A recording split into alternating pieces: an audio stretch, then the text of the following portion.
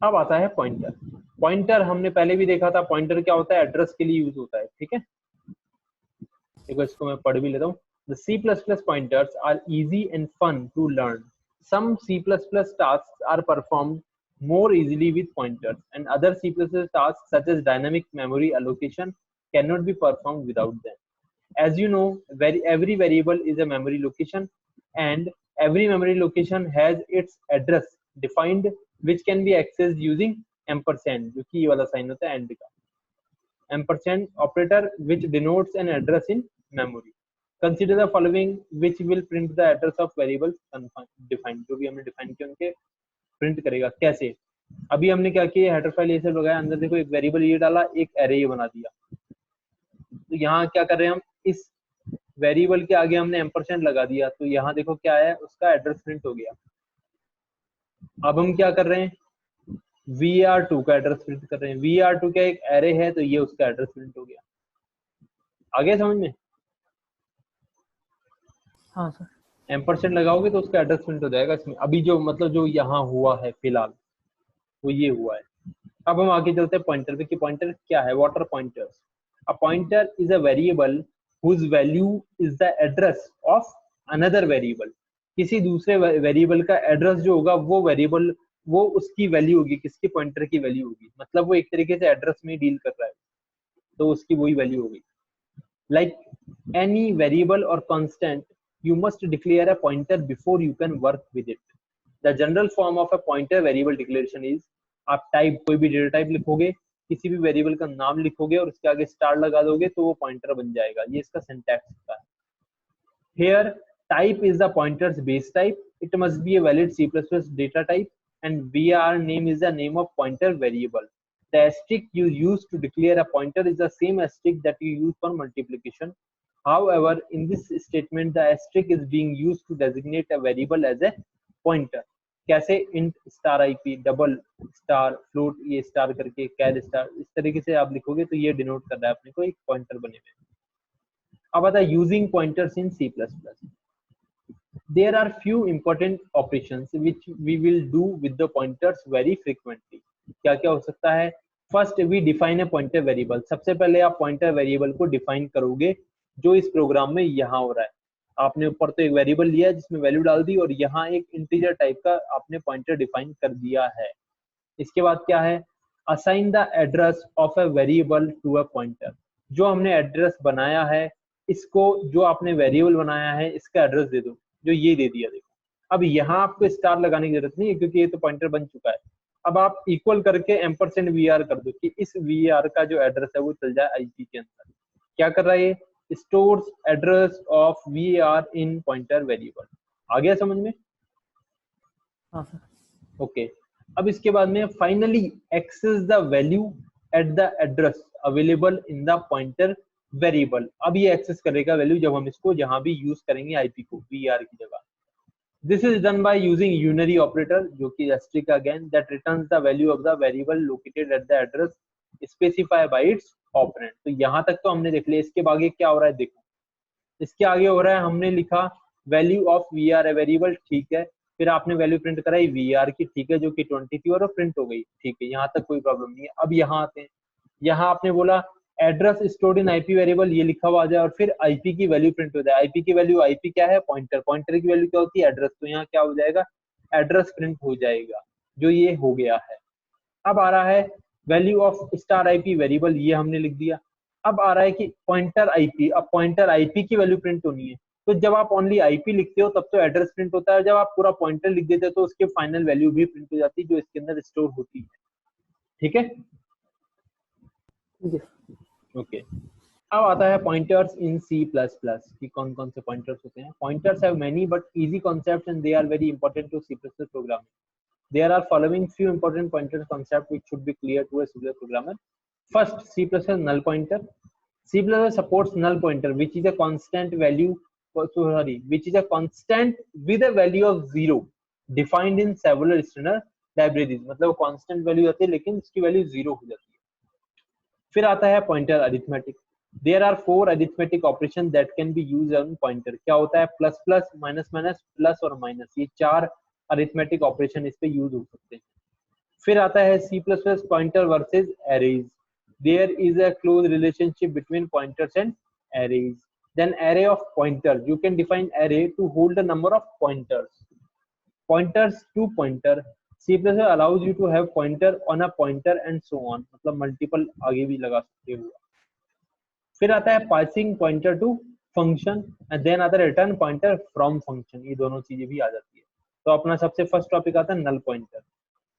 तो अब देखो, it is always a good practice to assign the null pointer assign the pointer null to a pointer variable in case you do not have exact address to be assigned. मतलब आपके पास आप pointer तो use में ले रहे हो लेकिन आपके पास कोई वेरिएबल नहीं है जिसको कि आप लिंक कर सको पॉइंटर के अंदर, तो उस केस में आपको पॉइंटर को ऐसे नहीं रखना है, आपको उसको नल डिक्लेयर करना पड़ेगा. ये चीज जरूरी है क्योंकि देखो अभी तक हम ये ध्यान रख रहे हैं कि पॉइंटर जो है वो वेरिएबल पे डिपेंड है, तो पॉइंटर का खुद का तो कोई एड्रेस होता नहीं है, ठीक है, वो तो दूसरों का एड्रेस लेता है, वही उसकी वैल्यू होती है, एड्रेस ही तो लिंक्ड होता है वो. लेकिन अभी हम यहाँ ये बात कर रहे हैं कि अगर आपने पॉइंटर को छोड़ दिया तो ये तो बोलेगा नहीं, एरर भी हो सकती है कि यार आपने तो इसको लिंक नहीं किया और यूज भी कर रहे हो, नहीं तो यूज नहीं कर रहे तो फिर लगा क्यों रखा है, डिक्लेयर भी क्यों कर रखा है. तो अभी हमने इसमें क्या किया, आपने नल वैल्यू डाल दी. अब आप देखो वापस पॉइंटर को प्रिंट कर रहे हो तो यहाँ क्या आ रहा है, यहाँ 0 आ रहा है, मतलब अब ये दिखा रहा है कि ये 0 है, वैल्यू तो है लेकिन 0 स्टेट पे है, ये काम तो कर रहा है ये, इसलिए नल पॉइंटर लगाना जरूरी है. अगर कहीं पे अगर पॉइंटर यूज भी कर लिया और इसमें वैल्यू भी ना दी तो आप. इसके बाद आता है पॉइंटर अरिथमेटिक, मतलब पॉइंटर को इंक्रीमेंट और डिक्रीमेंट करना. हाँ ये तो नल नाम से अपन नॉर्मल स्टोर नहीं कर सकते, उसमें नल नाम का मतलब वेरिएबल नहीं बना सकते. नल नाम का वेरिएबल नहीं बना सकते, नहीं बना सकते हो ना, बना के तो देखो तो सही, बना के क्या आएगा. अगर अपन बनाएंगे तो 0 आ जाएगा. देखो नहीं नहीं बनाओ तो सही, पता तो चलेगा ना कि वेरिएबल में किस तरीके से नेम चेंज होगा उसके अंदर, और वो एरर कौन सी देगा फिर उसके बाद में, है ना. ट्राई करना फिर देखना. अब देखो पॉइंटर अरिथमेटिक, मतलब पॉइंटर भी, पॉइंटर तो हम क्या बोल रहे हैं, पॉइंटर क्या एड्रेस को ले रहा है, वो भी किसी वेरिएबल के. अब हम बोल रहे हैं पॉइंटर को इंक्रीमेंट डिक्रीमेंट कर दे, इसका मतलब ये है कि सपोज जो मैं अभी बता रहा हूँ इसको सुनो. देखो ए के अंदर आपने कोई वैल्यू डाल रखी है और जो ए है ना वो एक एरे है, तो एरे में 5 वैल्यू हो गई. अब आपने क्या किया, उस एरे को पॉइंटर से लिंक कर दिया, मतलब पॉइंटर को उस एरे का एड्रेस दे दिया आपने. अब उस पॉइंटर में इस एरे का एड्रेस है, मतलब जो ये पॉइंटर है ये अभी उस एरे का एड्रेस दे रखा है, और जब सबसे पहले अगर आप उस पॉइंटर का एड्रेस प्रिंट करोगे तो वो उस एरे के अंदर जो फर्स्ट एलिमेंट होगा उसका एड्रेस आपको दे देगा अगेन. लेकिन वो आगे कैसे बढ़ेगा पॉइंटर, अब आप अगर पॉइंटर को भी प्लस प्लस या माइनस माइनस करते हो तो वो अपने नेक्स्ट एड्रेस पे आगे या नेक्स्ट एड्रेस पे पीछे प्रीवियस वाले एड्रेस पे जाता है. इसको हम प्लस प्लस या माइनस माइनस बोल रहे हैं. आई क्या चीज समझ में? नहीं सर. नहीं आई, चलो कोई बात नहीं. देखो मैं बताता हूँ तुमको, यहाँ पे हमने ये लिखा VAR मैक्स और इसमें 3 वैल्यूज आ गई, ये चीज समझ में आ गई. हाँ सर. और आपने पॉइंटर बना दिया. अब मैं बोल रहा हूँ कि आप इस एरे को इसके इक्वल कर दो. इक्वल का मतलब क्या हुआ कि आप इस एरे का एड्रेस पॉइंटर को दे दोगे, यही चीज होगी. हाँ सर. ओके. अब आप इस पॉइंटर से वैल्यू या इस पॉइंटर से एड्रेस प्रिंट करोगे तो सबसे पहले क्या प्रिंट होगा, जो इसकी पहली वैल्यू होगी वही प्रिंट होगी, पूरा तो प्रिंट होने से रहा, 3 वैल्यू एक साथ, है ना. तो फर्स्ट वैल्यू या फर्स्ट वैल्यू का एड्रेस यही प्रिंट होगा, यही होगा ना एक बार में. हाँ सर. अब मैं बोल रहा हूँ कि अब भाई आगे जाने का तरीका क्या है, पॉइंटर आगे किसी जाएगा आएगी वही वैल्यूज पे, तो वो प्लस प्लस होके जाएगा कि आप पॉइंटर को इंक्रीमेंट कर दोगे पॉइंटर में तो वो प्लस प्लस होके जाएगा. आई क्या चीज अब समझ में? हाँ सर. देखो आपने पॉइंटर के इक्वल कर दिया. अब यहाँ देखो i equal 0, i less than max, i 0 से स्टार्ट होगा और मैक्स की वैल्यू क्या है 1 2 3, मतलब 0 1 2, तो 2 से छोटा ही होगा एक तरीके से, या 3, जो भी मान ले कि अब 3 वैल्यूज हो गई इसमें हो सकता है, क्योंकि मैक्स हमने यहाँ देखो मैक्स हमने कांस्टेंट बाहर 3 डिक्लेयर किया है, तो i की वैल्यू 3 से छोटी मतलब 2 तक होनी चाहिए, मतलब 0 1 2 ये 3 वैल्यूज चलेगी इसमें. चलो ये वाला काम हो गया. यहाँ आते हैं, सबसे पहले क्या प्रिंट हो रहा है, i प्रिंट हो रहा है, जो कि ये रहा, देखो 0 दिख रहा है, ये रहा i. इसके बाद क्या प्रिंट हो रहा है, PTR डायरेक्टली पॉइंटर. पॉइंटर किसका, मतलब 0 पे फर्स्ट लोकेशन पे पॉइंटर की अभी वैल्यू क्या है यहाँ पे ये वैल्यू है भाई, मतलब एड्रेस ही है 10 का, तो ये आ गया। अब हम बोल रहे हैं वापस आई लिखा हुआ आ जाए 0, और फिर पॉइंटर पीटीआर की वैल्यू आ जाए। अब इससे तो हमने एड्रेस लिया, इससे हम वैल्यू ले लेते कि कौन सी वैल्यू थी। तो जब एड्रेस इसका था तो वैल्यू भी यही होगी, तो ये वैल्यू 10 यहाँ आ गई। इतना समझ में आया? हाँ सर।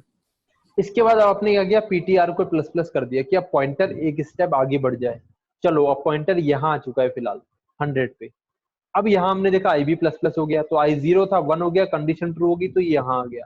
अब आई यहाँ हो गया 1, पॉइंटर का एड्रेस हो गया अब 100। अब पॉइंटर ये आ गया, फिर इसकी वैल्यू आ गई ये, फिर इंक्रीमेंट होगा आई का, आई हो जाएगा 2, तो ये 2 2 और पॉइंटर अपने नेक्स्ट लोकेशन पे आ जाएगा, फिर भी यहाँ आ जाएगा। अब आया समझ में? हाँ सर। अब देखो इसकी 0 4 और 8, ये 4 बिट का हमने इंटीजर लिया है, इंटीजर 4 बिट का होता है, 4 बाइट का होता है, तो 4 बाइट्स के गैप आ रहे हैं यहाँ पे स्टोरेज के अंदर।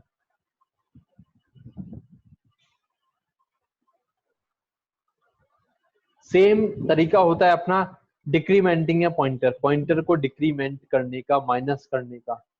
जो हमने अभी प्लस प्लस किया वो आप माइनस माइनस करोगे, ये देखो सेम तरीका है, बस माइनस माइनस कर दोगे और ये पूरे माइनस हो जाएंगे।